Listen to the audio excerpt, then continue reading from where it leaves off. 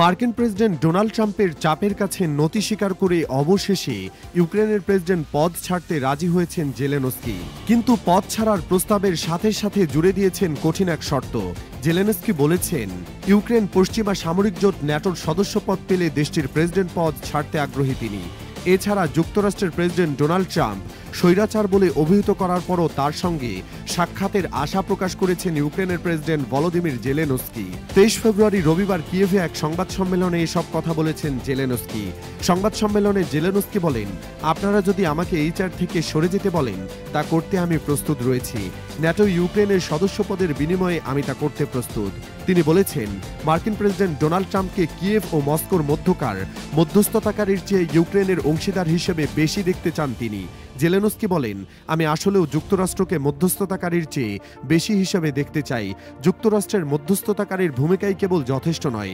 ইউক্রেনের এই প্রেসিডেন্ট বলেন, ট্রাম্প এবং রাশিয়ার নেতা ভ্লাদিমির পুতিনের মধ্যে যে কোনো বৈঠকের আগে ইউক্রেনীয় প্রাকৃতিক সম্পদে ওয়াশিংটনের প্রবেশাধিকারে অনুমোদন করার একটি চুক্তির বিষয়ে আলোচনা করার জন্য তার ও মার্কিন প্রেসিডেন্ট ডোনাল্ড ট্রাম্পের বৈঠক অনুষ্ঠিত হওয়া উচিত। জেলেনস্কি বলেন, নিরাপত্তা নিয়ে ইউক্রেনের উদ্বেগের বিষয়ে চুক্তি করার জন্য আমাদের এই বিষয়ে বৈঠক এবং কথা বলা দরকার। আমি মনে করি এই বৈঠকটি ন্যায্য হওয়া উচিত, যা পুতিনের সঙ্গে ট্রাম্পের দেখা করার আগেই হওয়া উচিত।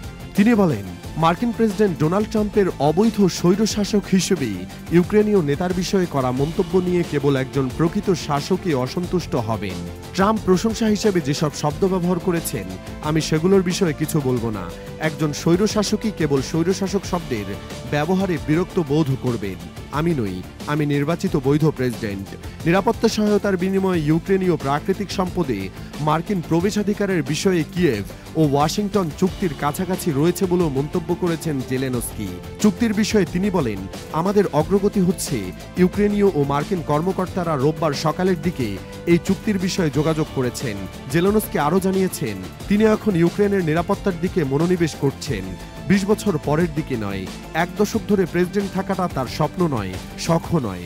এক সাংবাদিক জেলেনস্কিকে আগামীকাল ইউক্রেনে অনুষ্ঠিত হতে যাওয়া বৈঠকে ইউরোপীয় নেতাদের প্রত্যাশা সম্পর্কে জিজ্ঞেস করলে তিনি বলেন, কিছু দৃঢ় সিদ্ধান্ত হবে এবং রাশিয়ার বিরুদ্ধে সমর্থন ও নিষেধাজ্ঞার প্যাকেজ নিয়ে ইউরোপীয় ইউনিয়নের সংসদীয় নেতাদের সঙ্গে একটি আলাদা বৈঠক হবে।